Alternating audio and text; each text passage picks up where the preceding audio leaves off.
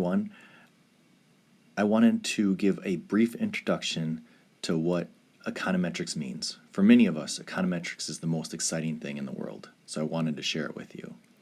So first off, we're going to talk about why this word econometrics. Why not just statistics for economics or other fields having to deal with people? So what makes econometrics different than traditional statistics? Or why was it created? Or what is the goal of econometrics?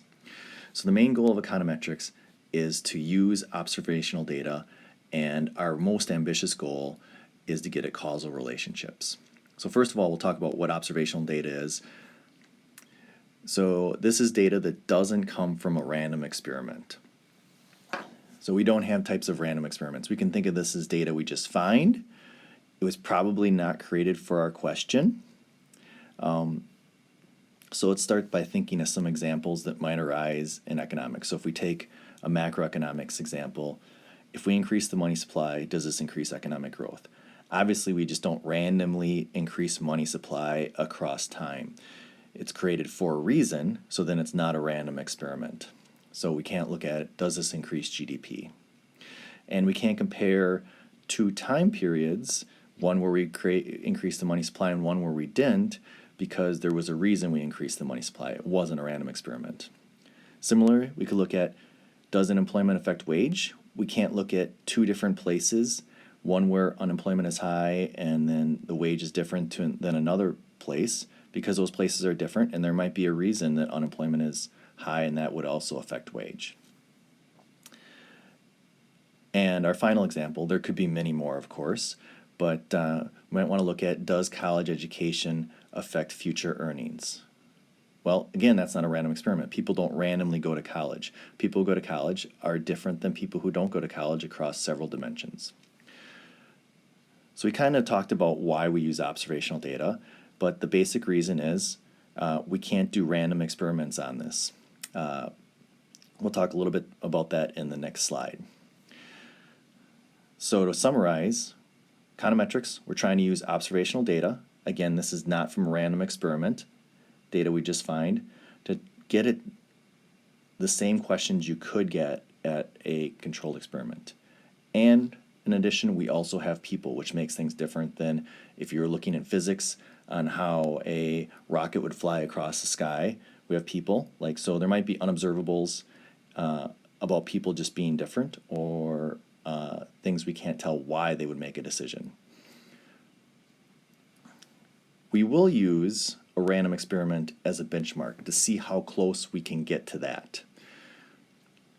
So if we think about how medical studies work, we'll think about a drug. This could be dialysis too, but we look at two groups, one where we give the drug to, and the test group, and then we also have the control group, the other one where we didn't give it the drug to. And of course, in medical studies, we want this to be double blind. Single blind meaning the person who gets the drug or doesn't get the drug doesn't know whether they're getting the drug or not. This is because of the placebo effect.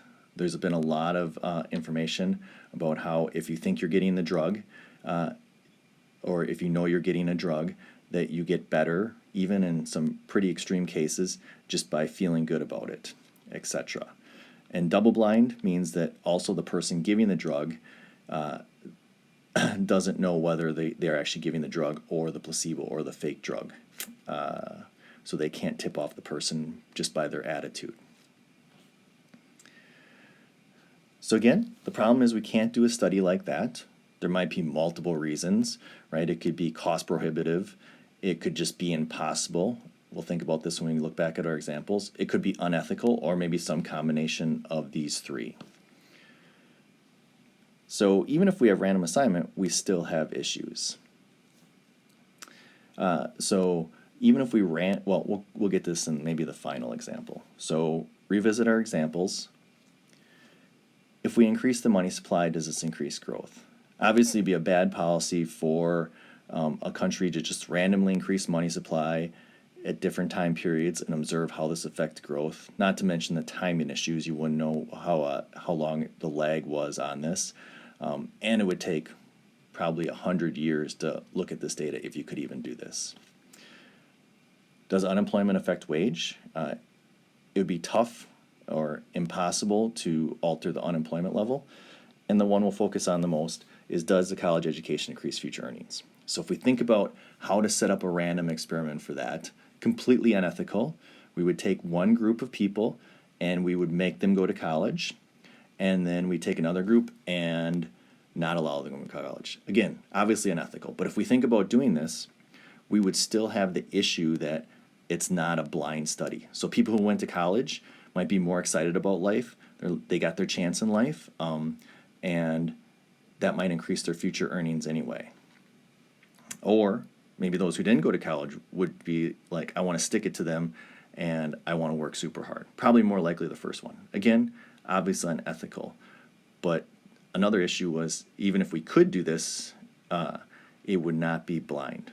The only way to do that would be, of course, it would be to sillily make the control group go to a fake college. But of course, people would figure that out. So there's many methods to attempt to do this. The first one, and a very powerful tool, is multivariate regression. We'll talk about that in a future video. Some other things that econometricians use are regression discontinuity design, which we'll talk about in a future video, difference in difference, instrumental variable, and there's also more complicated econometric models. Thanks for listening to the whole thing. I hope that you enjoyed this and you will watch the future videos.